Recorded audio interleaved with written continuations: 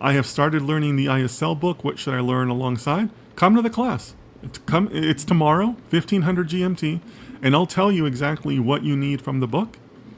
And you can see how we are writing the code with GenAI tools, because that's what I think you're going to need.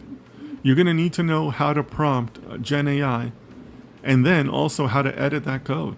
Look, as an example, last week when we did this class, we saw ChatGPT make a very basic mistake in the code it gave us.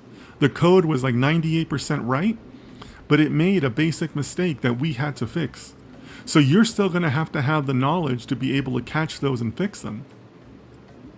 But the skill you should be learning alongside is the prompt engineering that you're going to need to be able to say, oh, wait a minute, this code is not quite there. Let me go ahead and fix that.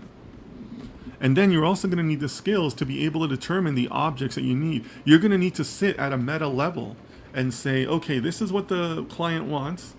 This is what it means in code.